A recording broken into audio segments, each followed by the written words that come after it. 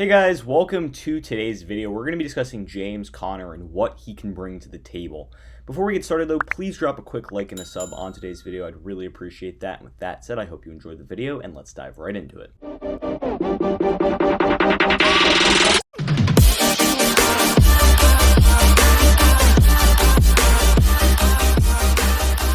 So, before we get started on the film analysis, let's just take a little bit of a look into James Conner's stats and what he brings to the table. Last year, he had 720 rushing yards and 6 rushing touchdowns on 4.3 average yards per carry, and this Steelers run game was not good last year. So, James Conner, I don't think is partially to blame for that. I mean, the offensive line wasn't creating a lot of run room for him, but I mean, he's also a guy who can catch some passes out of the backfield. I mean, he had 35 catches for 215 yards. But you know, James Conner, if you're thinking that James Conner is still the running back that he is, that he was a few years ago, where he rushed for 12 touchdowns, like 973 yards, he's not that guy anymore. He had a big injury. I think it was not last season, but the season before, that ended up hurting him. And I think that really held him back. He doesn't look as explosive anymore, but nonetheless, I still think he can be a quality running back. Now, though, let's dive into the film analysis. So, the number one thing with James Conner that I love is a great play here. So, you're going to see him lined up in the backfield right here. And it's basically going to be just a play to the outside here, a draw to the outside. And you're going to basically see it. It's a draw to the outside. You're going to get the blocks over here. And this is classic James Conner. He's got the speed and the patience to get to the outside and just follow those blocks and get there. And you're going to just see him follow those blocks, wait for those blocks, and then continue to just turn to the outside, make sure that he's getting there to the outside. He turns the corner. And then I think a great thing is that he's fast, but he's not as explosive as he used to be, but he has the ability to juke in space. And you see him just put a little move on here and then just get a little bit even further to the outside and pick up, a solid 8-9 yards here. It's all about the hard work for him. I mean, I love him here. This is a classic James Conner play where he's just getting to the outside, and I mean, he's using his speed and using his, physicalness. He's not afraid of the contact, makes a little move, tries to get a few more yards, and that's his game right there. That's his game, getting to the outside, but he can also run in between the tackles. In this case, he's running outside the tackles, but he's got the power to run inside, and we'll get to that in a sec. And when we talk about running in between the tackles, this is exactly it. This is a power back situation. You put James Conner in here. This is him in the backfield, and he's just going to go right into the end zone here. And I'll just show you here. But basically, this is from the 1 yard line, right? From the 1 yard line, it's second and goal. You need to get in here if you want to close this game out, right? You're up by 10, but nonetheless, you just see him. Just be patient here, wait for the hole. He realizes he doesn't really have anywhere to go. I mean, this looks like this should be stuffed here.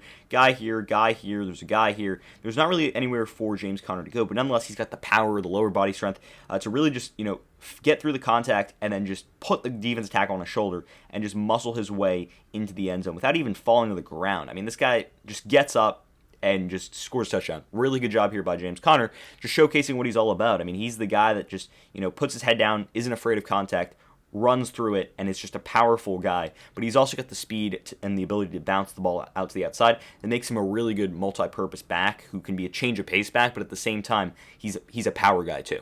And he doesn't have elite speed, but what he does have is he's got the ability to cut and then explode from that cut. So we're going to see him here, right back here in the backfield, and we're going to see him take the snap. And originally, it's going to be something up the middle, but he realizes there's nowhere to go there. So he's starting to go there, and then he realizes he can bounce it to the outside and get outside here. And look, just look at that, right? He gets outside, uses his speed and his ability to just continue moving that way to just break away from that defender and then pick up the yards. And then he's not afraid to go down. He's not afraid to, he almost trucks this defender, not afraid to make contact. It takes 2 guys to bring him down, but this is just a big gain because it's his ability to run the ball out to the outside, bounce to the outside, get outside, and then he's got the speed across the edge on the outside, on the perimeter to really break away from defenders and make some moves in open space, and that's exactly what he does. And I think this is another good play here from James Conner. This play is good to show because it shows his elusiveness, but it also shows that he doesn't have that elite speed. So you're going to see him here once again lined up in the backfield, and he's going to basically take the handoff, and you see all these bodies moving, pushing to the right. You see all those moving to the right. Therefore, that means Connor's trying to bounce it to the outside, get on the perimeter, and make a play there. And that's the goal here, right? So he's getting to the outside, and then he sees 1, 2, 3, 4 guys in that area that could probably go tackle him, but none of them are able to bring him down. He's just slippery. He's stingy. He breaks tackles. That's a questionable block right here. You can't block towards your own end zone, but that's fine.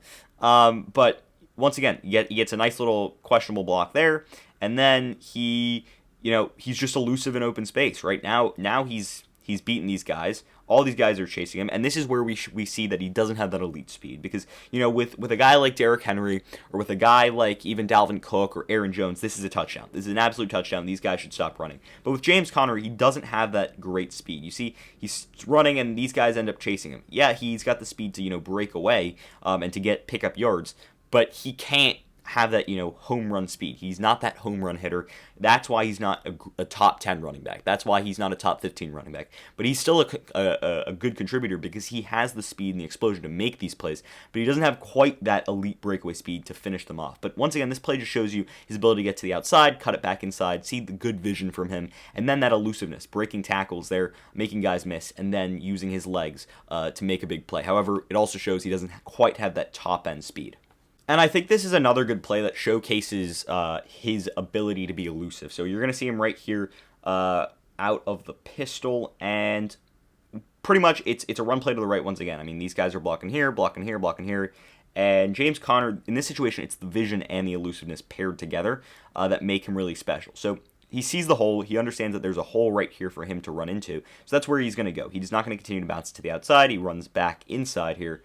And this is a good situation, right? Then, there's guys around him. Marlon Humphrey almost has him, but he gets skinny here. Gets skinny. He's just elusive. He's hard to bring down. And then it takes him multiple guys to bring him down. He sheds that tackle, and then he goes down here. But once again, it's just him being crafty. Because he doesn't have that great speed, and he doesn't have that great quickness, but he's got good power, good strength, and good size. And he's got good elusiveness because he's really crafty in open space, and he's kind of hard to bring down, even though he's not super fast. And I think another good thing about James Conner is he's not just a running back. He can also be a pass catcher too. You can see him over here lined up in the backfield there. And it's pretty much going to be play action here. And then Big Ben realizes he doesn't really have anywhere to go with the football, simply just dumps it off to James Conner. And then you can just see James Conner, his hands, good hands, catches the football, and then just picks up the first down. Doesn't try to do too much, gets the contact, goes to the ground.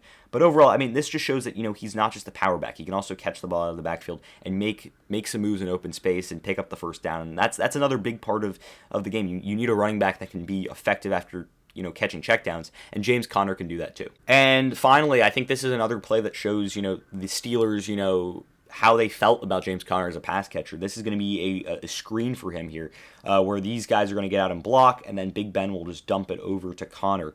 And once again, I mean, this just shows, what the Steelers thought about him. They thought he's an elusive guy with some speed and some athleticism outside of the ground game, who has good hands, who can be a pass catcher, a reliable pass catcher. And just look at him, get a few blocks, make a few moves on guys, and then just go make some contact and just he's elusive in open space. He's good in open space after the catch. He shows that here, catches the ball, picks up the first down, and in a situation where you need a check down or a running back to catch a screen pass, James Conner can do that, and he shows that he's not just a runner, but he's also a good, solid pass catcher. Now, with James Conner going to the Arizona Cardinals, I think this makes a lot of sense for both Conner and for Arizona. I think, Chase Edmonds is in the backfield too, so you've got two really solid running backs. I mean, neither of these guys, I think, are, true number one running backs. I don't think either of them, are able to get super massive workloads, especially with James Conner. The injury history is there. But nonetheless, I still like what James Conner brings to the table. And it's all the things we talked about in today's video. It's the power. It's also the ability to catch balls out of the backfield. I don't know how much of that he'll be doing in Arizona. That's more of a Chase Edmonds specialty, really more of an elusive guy. But I could see, James Conner be implemented as a sort of, Kenyon Drake worse kind of guy in the fact that more of a power guy in a way, a guy who's better at running between tackles than a guy like Chase Edmonds. James Conner doesn't really have that breakaway speed. We did talk about that. We did glance about that in today's video. But overall, what's Conner going to bring to this team? I mean, he's going to bring the ability to run downhill, run in between the tackles, get those short yards, and also add a little bit out of the backfield as a pass catcher.